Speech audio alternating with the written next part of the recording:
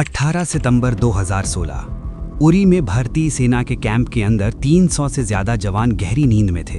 अंधेरा था, सन्नाटा था और उसी सन्नाटे में 4 शैतान दीवार बांधकर अंदर घुस रहे थे। उनके पास AK-47 थे, ग्रेनेड थे और कुछ और भी था। कुछ ऐसा जिसके बारे में जांच के बाद पता चला तो रूह कांप गई। उनके पास ज्वलनशील तरल पदार्थ की बोतलें थीं। वो सिर्फ मारने नहीं आए थे, वो जलाने आए थे। बस 3 मिनट, 180 सेकंड और इतने में 17 धमाके, 19 जवान हमेशा के लिए सो गए।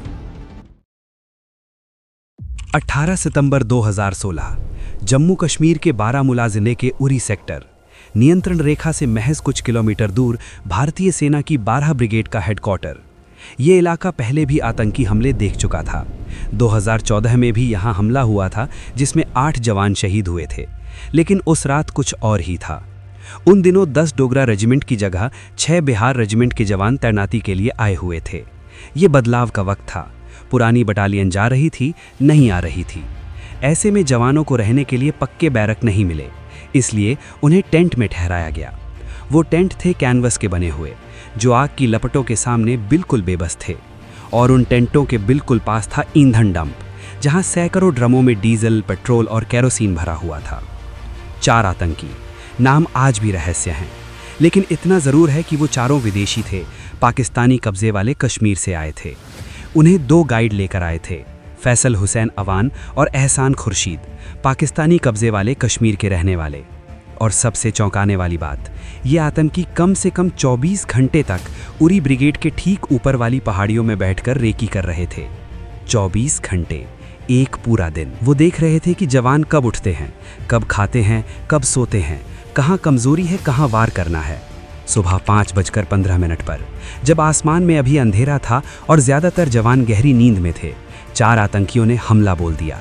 सबसे पहले उन्होंने उन टेंटों को निशाना बनाया जहां जवान सो रहे थे, लेकिन ये कोई आम गोलीबारी नहीं थी। उनके पास इंसेंडियरी ग्रेनेड थे, आग लगाने वाले ग्रेनेड। एक रिपोर्ट के मुताबिक उनके पास 50 से ज़्यादा ऐसे ग्रेनेड थे। अगले 3 मिनट में, सिर्फ 180 सेकंड्स में उन्होंने 17 ग्रेनेड दागे। ये ग्रेनेड सीधे उन टेंटों पर गिरे, सीधे उस ईंधन डंप पर गिरे। जैसे ही ग्रेनेड फटे, पूरा इलाका आग का दरिया बन गया। डीजल, पेट्रोल के ड्रम फटने लगे। टेंट में सो रहे जवान आग की लपटों में घिर गए। चारों तरफ चीखें थीं, चीखें और सिर्फ चीखें। लेकिन सबसे दिल दहलाने वाला मंजर था कुक हाउस और स्टोर रूम।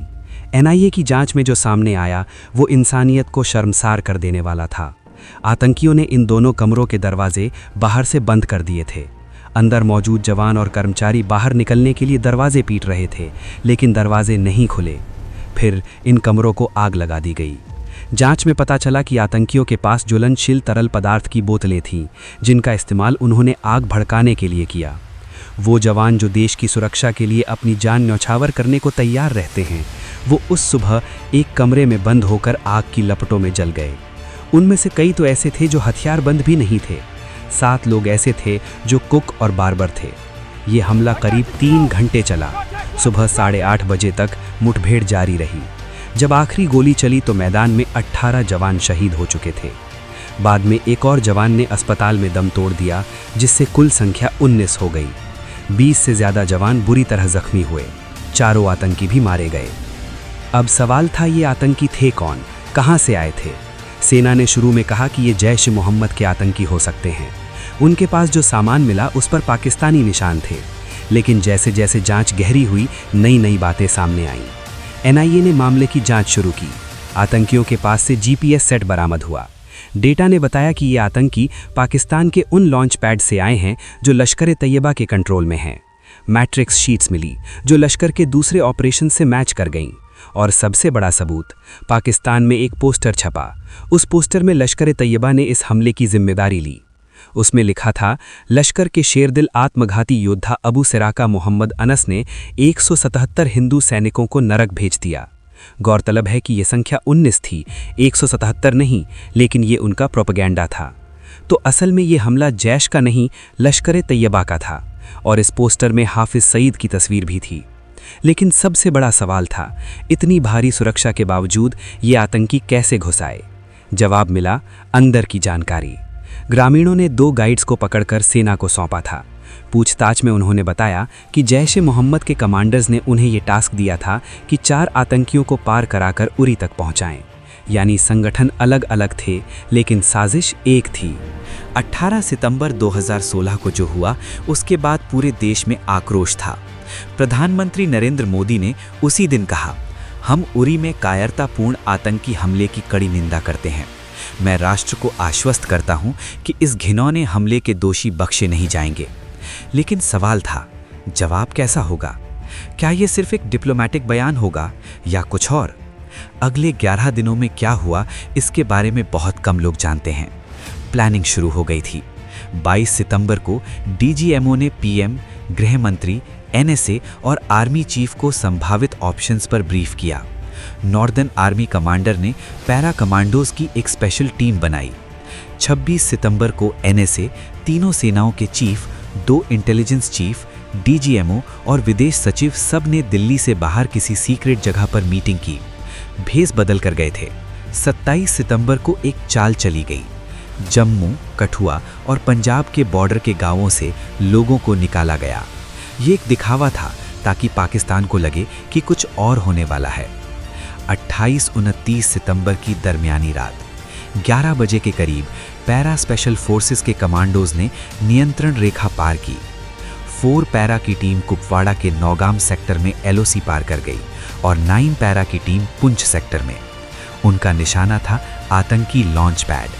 पाकिस्तानी कब्जे वाले कश्मीर में सीमा से 500 मीटर से लेकर 3 किलोमीटर अंदर तक फैले ये launch pad. Bhimber, hot spring, केल, लीपा, ये वो सेक्टर थे जहां स्ट्राइक हुई।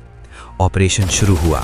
Grenade, flame thrower, rocket launcher, commandos ने 7 से 8 लॉन्च पैड्स को तबाह कर दिया। 40 से 45 आतंकी मारे गए और सबसे अहम बात, एक भी भारतीय जवान शहीद नहीं हुआ। हाँ, एक जवान माइन की चपेट में आ गया था, बाकी सब सुरक्षित लौट आए। पूरी रात पीएम, गृह मंत्री, एनएसए, सेना प्रमुख और डीजीएमओ ऑपरेशन की निगरानी कर रहे थे। सुबह 7:30 बजे एनएसए और डीजीएमओ ने पीएम को बताया, मिशन कामयाब रहा। 29 सितंबर 2016 सुबह 12:30 बजे director general of military operations lieutenant general Ranbir Singh ने प्रेस कॉन्फ्रेंस की। उन्होंने कहा, भारतीय सेना ने कल रात नियंत्रण रेखा पार करके सर्जिकल स्ट्राइक की है। हमने उन लॉन्च पैड्स को नष्ट कर दिया है जहां से आतंकी घुसपैठ की तैयारी कर रहे थे। ये पहला मौका था जब भारत ने सार्वजनिक रूप से स्वीकार किया कि उसने एलओसी पार करके स्ट्राइक की है। इससे पहले भी ऐसी कार्रवाइयां हुई थीं, लेकिन उन्हें कभी बताया नहीं जाता था। इस बार अलग था। पाकिस्तान ने हमेशा की तरह इनकार किया। उसने कहा कोई सर्जिकल स्ट्राइक नहीं हुई, बस बॉर्डर पर फायरिंग हुई थी। लेकिन उसने ये भी माना कि उसके 2 सैनिक मारे गए। इस स्ट्राइक के बाद दुनिया ने क्या कहा? अफगानिस्तान, बांग्लादेश, भूटान, जर्मनी और रूस ने भारत का समर्थन किया। यूरोपियन यूनियन ने कहा कि पाकिस्तान को क्रॉस बॉर्डर टेररिज्म खत्म करने के लिए दबाव बनाना जरूरी है। चीन ने संयम बरतने को कहा और सबसे बड़ी बात, पाकिस्तान में होने वाला SAARC समिट कैंसिल हो गया। भारत, अफगानिस्तान, बांग्लादेश और भूटान ने इसमें शामिल होने से इनकार कर दिया।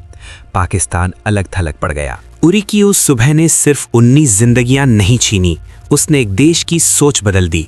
दुनिया ने देखा, भारत अब चुप रहने वाला नहीं है। अगर हमला होगा तो जवाब भी मिलेगा, और वो भी उसी जमीन पर। सर्जिकल स्ट्राइक सिर्फ एक ऑपरेशन नहीं थी, ये एक संदेश था, एक नई नीति की शुरुआत, जहां आतंक का जवाब अब सीधे दिया जाएगा। और शायद इसी दिन से दक्षिण एशिया की राजनीति का खेल भी बदल गया।